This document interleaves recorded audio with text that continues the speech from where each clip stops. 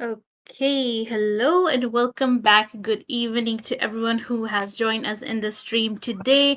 It's the weekend, and if you mean weekend, then there is the streams that we hold for you every weekend, and that is the weekly streams hosted by none other than your MOBA 5v5 Esports India. Now, this is the first match of the day between Team the Sagaritas and Team Zeppelin. On the casters decks, we have myself, Zero, and will be joined by Yuina. So, Yuina, how are you? Hello, Zevo. I'm fine. And what about you? I'm doing really well, Yuina.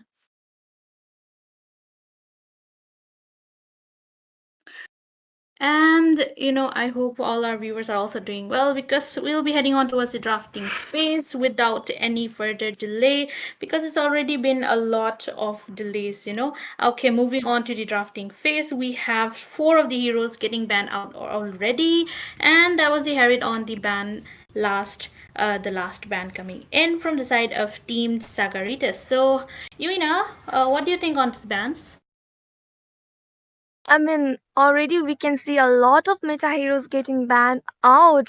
Both of the teams have, I guess, they have already planned out which hero to ban because they are just, targeting onto the ones who are really kind of annoying sometimes, and they are really onto the meta and they're doing a lot and dominating the lanes. And it's a very interesting bans coming in. So let's see which picks they're gonna. Okay. The Granger has been picked out.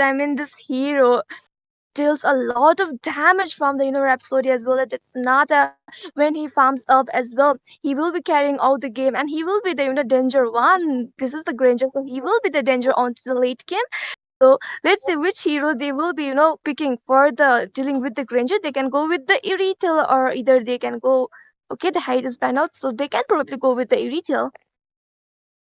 Yeah, Irithel, she goes well against a Granger, so they could use that. And also the Badang getting prioritized from the side of Team Zeppelin. It's kind of a good pick, I would say, because with the Thunder Belt and his first skill, it will just keep on stacking up, and the more you stack, the more sustain you will be doing. So that is a great pick coming in from their side. And also the Hayabusa, he is an assassin, he can go to the back line, he can go for the backline heroes like the mage and also the marksman. So I guess they would want to prioritize it before he gets banned out in the second part of the phase. But okay, there is not getting picked out, so basically all the three lane heroes has been picked and leaving the hyper and also the roamer as a surprise for them. Okay, on to the second banning phase, the Matilda getting banned out. This hero with the heal, with the shield, with the mobility she has onto her as well. There is a guiding wind into the situations, when you're really low onto the HP. She will be helping you out from that scenario. So you don't want your, heals, you don't want your traits to, just running away from your hands. And here we go with the Eve ban coming in. This hero with the RWM will be slowing down their movements onto the team fights. And if she got the good front line, be doing a lot of damage as well. But we can see another roam ban coming in. There is a Carmilla getting banned out. This hero with the Curse of Blood will be dealing a lot of seasons onto your team as well. The Curse of Blood, once it's activated upon you, it will flow. Damage also you have to distribute among yourselves. And if you got the Purify, it's okay. But if not, you're gonna be in that situation. And in that situation, if your opponent is already dominating, you will be getting a complete wiped out. And there is the Tarzilla, so they will be having a good combo with the Vexena too, with the Eternal Guard, with the Penalty Zone, and with the Curse of Blood. And last man coming in, that is the Irithel. Irithel literally, counters out the Granger. So if you're playing a Granger, you should ban out the Irithel. The smart move coming in. I agree with you. And also the Harriet has been banned out, so it might be a little bit easier for Granger to go on that goal lane. And seems like from the side of Team Zeppelin, the goal lane will be mystery until the last pick. But okay, coming in from the side of Team Sagaritas, they did go for that Alpha as the jungle. I mean, yes, you have high loss on your enemy, you have Badang, so you would be able to shred the HPs that both of them possess with his true damage. So that's a good one. But again, Alpha, if you choke him down on the early phases of the game, then he won't be getting his farm, he won't be able to do anything. So he also needs to take care, his team also needs to take care how they take care of their jungler as well. But okay, a Balearic pick, quite interesting. I mean, he is not that popular, but it might just work out because they already have a Terisla as DCC. So that taunt coming in from his Wrath of Diran might just work. And okay, a Beatrice against a Granger. What do you think about that? I mean, we can't underestimate this hero. The Beatrix is a really, great goal laner. She has a lot of style to play with it, and she can, give a lot of damage if she gets the farm and if she's played out well onto her positioning. So, Beatrix can work out against the Granger. Yep, we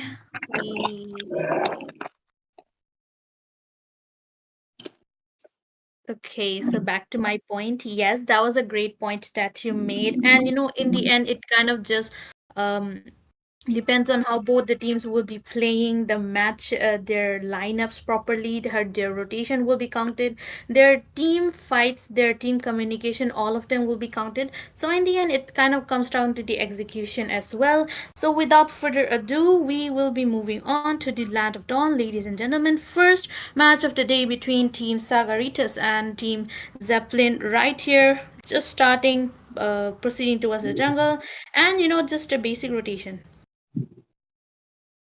I mean, a standard rotations coming out from both of the team, and already the goal laners are on to their lane. And I guess the Vexena is having a little bit of connectivity issues because she is still on to the base only and haven't, started anything. So I guess they're having some network issues.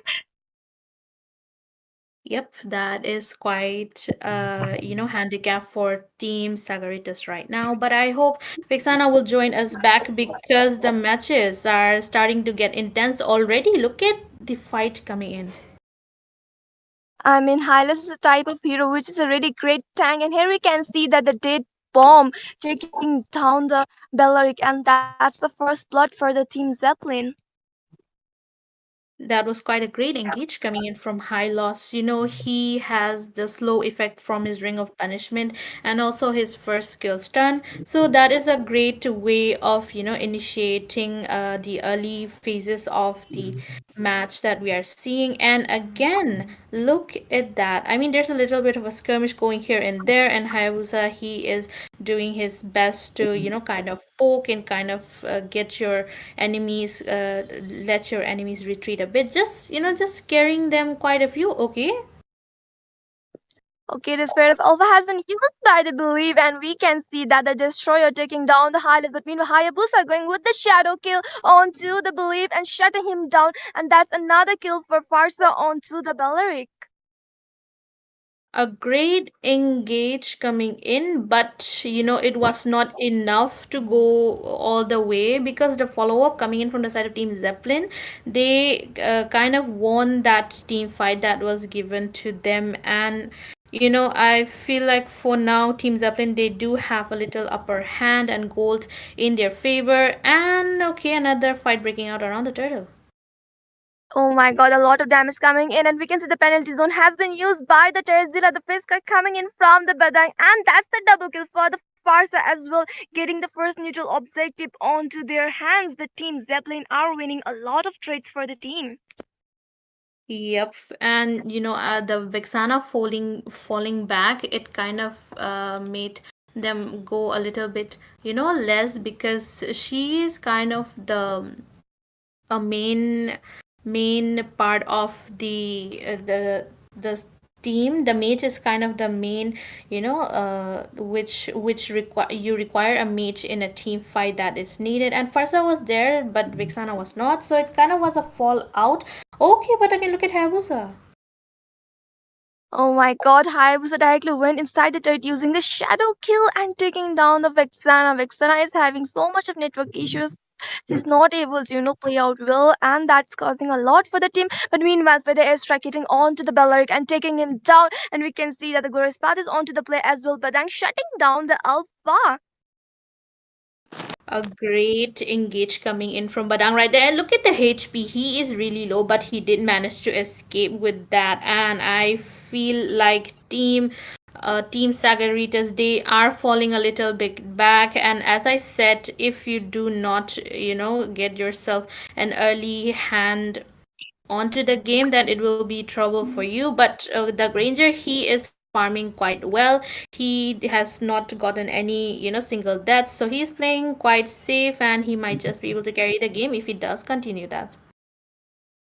Yeah, that's true. That's true. There is a goal line, so the late game can be handled by him. But meanwhile, the Feather airstrike giving a lot of damage and taking down the Vexana. Oh my god, the dead bomb is getting a lot of damage spike onto him, and he will be getting more and more onto the mid game phase. But we can see that the Hayabus are going in with the Squad Shadow and just taking down the Granger. The Granger wasn't able to do anything. There was no support around him, and four-man gang just took him down. The main advantage of having a Farsa is her range and also her burst damage potential. And we are seeing a lot of that. Oh, okay, Destroyer gets destroyed right there, and there is still a chase coming in. A godlike for Farsa.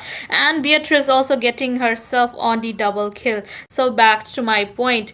Farsa, the main advantage of Farsa is her range and her burst capacity. And if you keep giving Farsa that upper hand in the match, then she will be a menace. She will be there from the backline bursting you down. And coming from the side of Team Sagaritas, they do not have anything to reach that backline.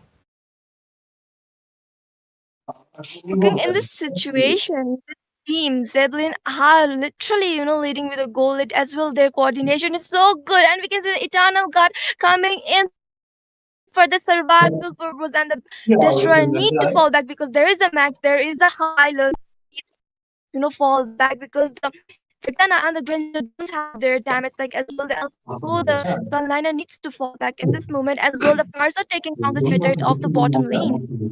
Okay, another fight coming in, and the Hayabusa taking down the Vexana with the Shadow Kill onto the middle lane. The Bellaric uses ultimate, but no use because his teammates were not present. And one hit from the Farsa. The Bedang getting the kill onto the Bellaric. Oh, look The at Pit that. Prep They're has still killed more by the engaged. Bedang. And there's a monster kill coming from the Hayabusa onto the Alpha as well. The Farsa taking down the Tarzilla. I mean, there's engage and engage and engage coming in from the side of Team Zeppelin and Team Sagaritas. They are not able to do anything. The pressure that Team Zeppelin they are putting right now is really great. And with the high loss, the initiation is like a breeze to them because of his glorious pathway. And Hayabusa, he has his blink skill. He has his shurikens. So he is able to, engage and disengage from any team fight. And like I said, Farsa from the bush bursting everyone down that comes in her way. I mean, the glorious path is onto the play as well. The penalty zone was there, but still, the Hayabus are taking down the Alpha. Oh my god, Alpha is not able to provide a lot of damage as well. The glorious path giving a lot of mobility onto the team fights as well. The Hylos is a type of hero who's gonna sustain a lot and who is okay, okay. The team has, called out surrender. Okay, quite, surprising. It might be some sort of issues from their side. But overall, I mean, I feel like they could do a little bit better. But, we did see the Vixana having the some issues. So that might also be the reason. But it's fine, it's fine. We hold screams every weekend, so you can just come back and try again with better everything, and we'll be open to organize or host screens for you if you want to improve, if you have the determination to improve. I mean, well, that's true. And the more you will learn, the more you will fail, you will grow better. So you have a lot of chances coming in. Yep. And with that, that was the first match of the day that we presented to you, and there's still two more matches left. So do not go anywhere and stick with us. But for now, your casters, Zio and Yuina, will be signing off.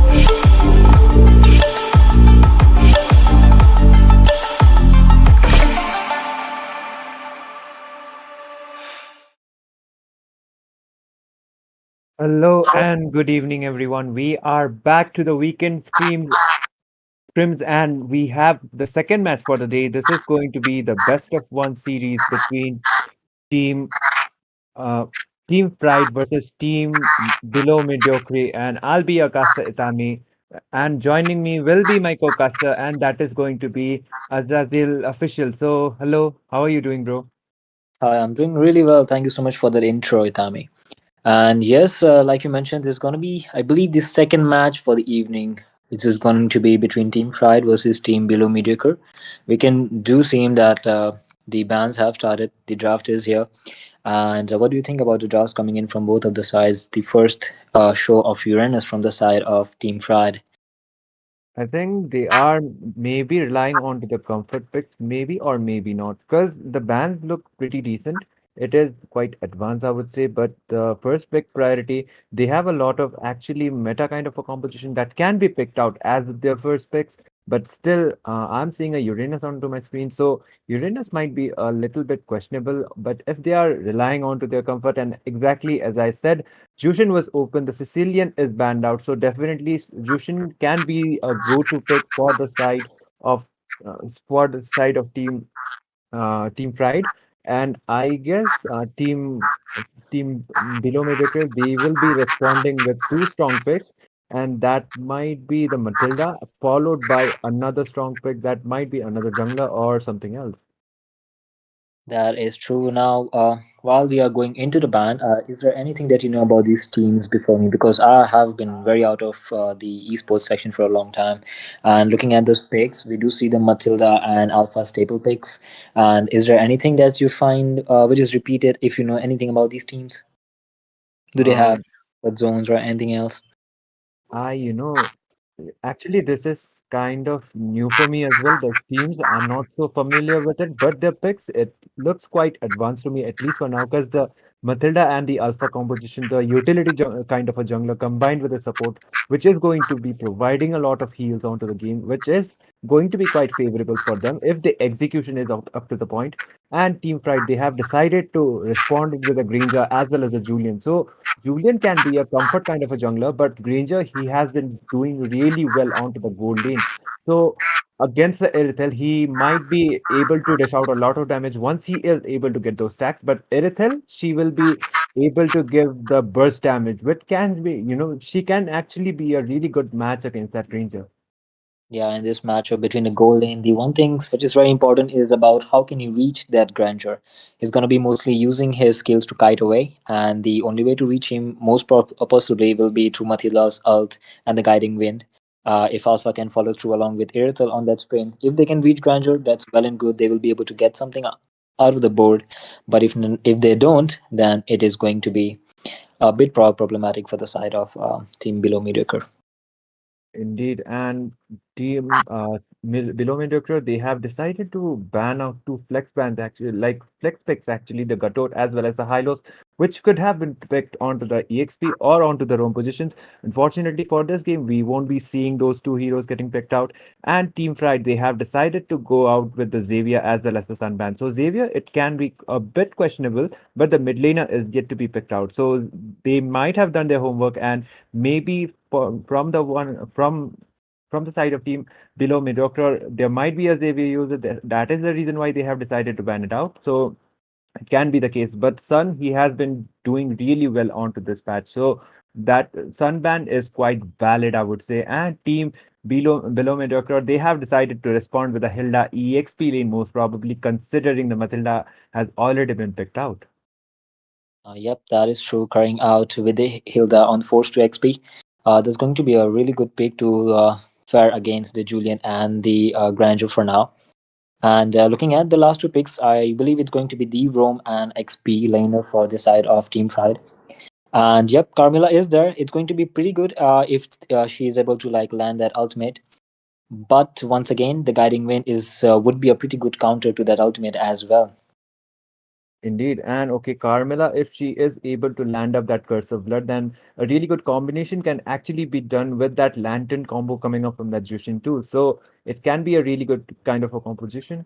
But I most probably believe that Carmilla, she will be requiring that kind of a support from her team as well in order to be more impactful for her team. And if you ask me draft-wise, both of the drafts looks quite advanced, but the Julian, it can be a comfort kind of a jungler rather than a meta kind of a jungler. So let's see how well is that Julian is going to be working out. The final pick coming up from the side of team uh, below mediocre, it will be a mid laner, but it is yet to be decided what it is going to be. The Eve, the Valentina, there are plenty of picks. There is the Vexana as well as the Aurora too. So they might be requiring quite of a crowd control actually in order to, to beat that cherry on the land of cake. But okay, that is going to be a Zask actually. So Zask, he will be able to dish out a lot of damage once he gets his core item. So if I would ask you, in your opinion, which draft do you like it better? Right, I mean, right now looking at, I believe Valentina pick would have been the tipping point for team below mediocre about because if they took Valentina, they would have the Carmilla's ult, which would be a really good a skill to use in those team fights. Because right now, Carmilla is paired up with Zushin, which pairs up really well against those crowd controls and everything. But this also comes down to Matilda. If Matilda is able to pull her team away from that Carmilla's ultimate, that will also play a pretty good role in winning that team fight. So it's all about how those teams are going to play this through, and depends all of the on their skills for now.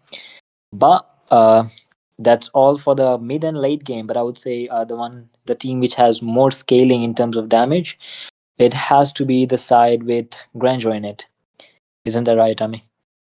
Yep, Granger, once he gets his core items as well as the stacks, he will be able to dish out a lot of damage. And I do believe Irithel might be, in terms of the burst advantage, Irithel might have the advantage, but still Granger is more of a comfort. And Irithel, she will be having that mobility. So without any further ado, this is going to be the game number two, actually, the best of one series, and it is going to be between Team Pride going up against Team Below Mediocre. So we are headed already onto the land of Thought. They are focusing on to the neutral objective, at least for now.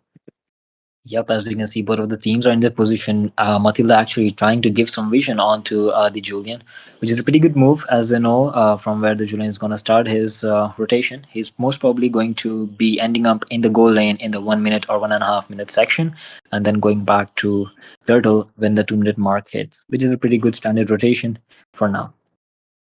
Yep, indeed. And yeah, basic rotations is only getting forced out. They were trying to actually invade the purple buff, but they are unable to do so. Team Pride, they did their homework and looks like they will be focusing their Julian to get farmed enough in order to be contesting for the upcoming turtle. The basic rotations are quite well, but the engage already coming up, and that is going to be your first. But Matilda was trying to get some vision, but she will be punished instantly. A really good response coming up from the side of Team Pride so early. That's one of the advantages of having an early jungler. You get to see that power spike as soon as you hit level 3, not 4. So just a bit of overextension from the side of team below mediocre on that Matilda was enough to get a kill onto the side of team Pride for the Julian. Now as they are moving towards the turtle lane, um, most of the heroes are level 4 except the roams, and they might be looking for something, but Alpha is able to get out of here, and a flicker has been burned by the Matilda. Both teams are going to be safe for now as they wait for the turtle to arrive on the field. Indeed, the turtle is yet to be spawned, but I most probably think Team Pride will be on a better position to be contesting as well as taking the turtle. The Alpha is nowhere near to actually contest it out because he doesn't have the backup from his team members as well. Carmilla is trying to land up some pokes, and that will be a first uncontested turtle for the side of Team Pride. So the basic rotations as well as their play style is being quite favorable for them at least, and Alpha, he will just be focusing on to his buffs and trying to, it will be better if he doesn't over engage at least for now. And Matilda, if she tries to engage, then it would be better she gets her flask of the Oasis first. Yeah, there's already a goal lead of around 500 coming in right now for the TS side of Team Pride. And on the XP lane side, we can just see having a brawl out against that Hilda, but both of them players are right now for safer for now. Matilda will get caught, however, she does have that ultimate right now. She might be able to get out of there safe and sound. And yes, this happens, but ultimate has been popped here, trying to look for her, but Flicker has been popped, yes, and I believe Matilda will be falling down here, even though she has used her ult. Yup, she does fall down indeed. That is going to be the second that for Hilda is quite low as well. That will be actually a double kill for that Carmilla. It would have been better if that was a goal leader or the jungler with the kill, but still, Team Pride will be able to get a 2 for 0 trade for their side. So it is quite favorable for them at least. And looks like Carmilla won't be stopping anytime soon. She is making sure Irithel won't be able to defend her gold lane, and looks like the gold tower will be the one getting taken down first way before the 5 minute mark, but the minions are not going to be actually enough to actually finish out a job out there. Team Fright having almost over 3k goal lead, but okay, the engage coming up, the Spear of Alpha once again being used out. The pokes were there, the Vengeance will be able to save that CC somehow, and the engage as well as they just decided to retreat it out just on time. So they won't be losing any more members. The turtle about to be spawned now. Yep, and that gold plate from the top tower, the gold tower, and almost 70% from XP Lane's tower is worth a lot. We can already see around 2k, 2.2k gold lead coming into the side of Team Fried, which is going to give them a substantial lead along with that Granger who is freely farming with no signs of stopping for now. And I believe the game is set up until the middle game for Team Fried as we move on to the second turtle of the game. Oh, Matilda goes down once again. That will be a third death for her already. The Dominator's descent was also used out by Razask, but he won't be able to save his life and he will be falling down. The Curse of Blood did connect and it only connected onto one people, but still, I believe that Hilda will be falling down. That will be a triple for that Julian as well as maybe an uncontested turtle. Alpha is nowhere near to be contesting it. He will be risking his life if he actually tries to contest it. Spear of Alpha being used out in order to retreat, and that will be an uncontested turtle for the side of Team Pride, and they are quite leading the game, almost over 5k goal lead for now. Yeah, that leaves us with a bit of a pinch as the mid tower falls down, opening up a huge chunk of map for the time of for the side of Team Pride. And once again, this will give them more control, and the top tower will be left helpless. And it's only a matter of time before that falls too. The goal lead, as you said, yes, is coming up more than almost 5k. And as you can see here, the only winning condition for the side of Team Below Mediocre right now to even get a kill onto the board is on the side of the goal lane and the Alpha, as they are the only ones who haven't died yet and have a bit of damage.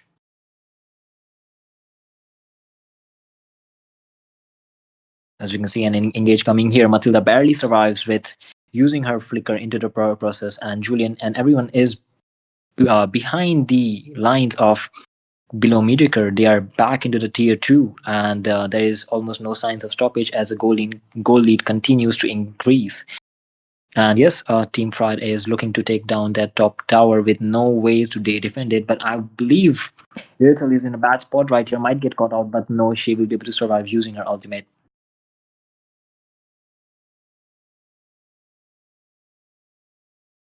We can see another engage coming in at the bottom side. I believe Vitami is experiencing some issues. Now, coming back, we can still see that the tier 2 was also taken down by the side of Team Fried onto the top side, which is going to be again one of a very big objectives taken into the hands of the blue side. Now, again, coming back, we can see the third turtle of the game is spawning onto the bot side, but right now, the only way that Team Below Mediocre can pull this off is they have to make sure that their MM gets farmed up, gets all the gold they can, and maybe they can pull off some damage with the help of Matilda. Late game is only the possible playground for them if they wish to turn this game around into a huge comeback. I highly agree, and looks like they won't be actually contesting for the third turtle. Instead, they might be waiting out for the next 8 minute lot, which will be which might actually be a good decision here. And team below mediocre, they are not able to capitalize quite much onto the game. They already have a 4 tower disadvantage, so the push is also not there up to the point. The Curse of Blood coming up from that Carmel, like Halpa quite on a dicey position. He might be the one going down onto that chopping block, and that Jushin will be able to get a kill. Fried Chicken with the kill onto here. The Guiding Wind coming up from that Matilda. Once again, the Dominator Descent is also quite there, but the Flicker will be able to save that Granger's life. But okay, Matilda with her S1 will be able to get a kill on the goal laner, which might be quite worth it, or maybe not, because that is actually the first kill for the side of team below mediocre onto this game. And that, okay, Matilda's wings will be able to somehow save that Hilda for now, but the Lord has already been spawned, and looks like this will be an uncontested Lord for the side of Team Fright. Yes, you're correct. That is going to be an uncontested lot for the time for the side of Team Fried. Now, the only way Below Mediocre do have any chance at this game is looking at to the late game phase and making sure that their Irithel gets farmed up, their MM, and the only damage that they have is going to be from that side, and maybe if they can make it work along with Alpha and Matilda, as they have a healer there onto the red side, which gives you a bit of advantage when you're playing along with that Alpha. Gives you a really good front line, and that could make it work along with Irithel. Yep, and okay, the engage might be coming up from that Hilda anytime soon. The Curse of Blood once again being used out by that Carmilla, only onto one people, but still Jushin will be able to get a kill. There comes, okay, Jushin was trying to make another engage onto that Erethel, but she won't be able to land that lantern quite much, so she won't be able to get those kills. But still, Team Fright are quite onto the control onto this game. They might be able to get another tower. That will be a 5 tower advantage for them already. That Sonata was also coming up from that Granger, but still, it will not be enough to actually get out a kill, at least for now. And looks like they are coming up with another engage, but okay, they are deciding not to over engage as well. The lane sync might not be quite up to the point. Matilda is trying to make some desperate escapes, but this time that overextension will be able to get that Jushin down. That overextension was able to get that mid laner, but Granger was able to get a kill onto the mid side. Hilda will be the one going down. It will be a 1-for-1 trade, but the towers, the inhibitor, it's only the tier 1 inhibitor tower remaining. The top tower is only there, but still another engage might be coming up from that Granger. He will be able to make another escape, but somehow Julian's damage will be way too much. The Curse of Blood did connect. Erithel will be the one going down this time. The minions are not up to there, but okay, CC comes up. There are three people trying to defend the base. Somehow the Revitalize was also popped out by that Hilda. The Yo-Yo Blitz coming out from that CC, and the killing spree going out for that Granger. He is able to dish out quite some decent amount of damage. The minions are there. Maybe Team Pride will be trying to end this game this time. The desperate save is trying to be made, but okay, that won't be enough. And Team Pride will be taking the victory. Quite a dominating performance coming up from them. Yeah, actually, that game was pretty hectic, I would say. One really interesting thing was Curse of Blood actually worked way better than it was supposed to because, let's say, Zask's his spawn actually gave an extra target for the Curse of Blood to actually work on, and it worked into the favor of Team Pride. Now that was a really strong gameplay coming in from the blue side Team Pride onto the taking the victory onto below mediocre. And is there anything that you think might have changed the result for Team below mediocre, Itami? I do think, the early game aggression from the side of Team Fright, it actually paid them off, because the Matilda, she was trying to get some visions onto the early phases, but instead of the visions, she ended up losing her life, which actually fed out that Julian quite much. So he was able to play more aggressively, as well as he was able to get the trades that his team needed. And if Team Below Mediocre, their composition was quite kind of mid to late game, if they were able to hold it out onto the early phases, then maybe the outcome would have been quite low. But the execution was way better from the side of Team Fright, so they will be the one getting the deserving victory for this team. So the snowball coming in for the Julian, and also the overextensions plus the perfect team composition and team plays coming in from the side of Team Fried actually played a huge role into their victory. But this one won't be it, peeps, as this match just ended. We do have another match coming up right after this. So, yep, this will be it for today. I'll be signing off for now. Hands off to Itami. Yep. Thank you so much, Azizil. And I guess we will be back with another game, and that is going to be the final game for the weekly scrims. And we will be back with more actions. We will be back with a short break. So stay tuned.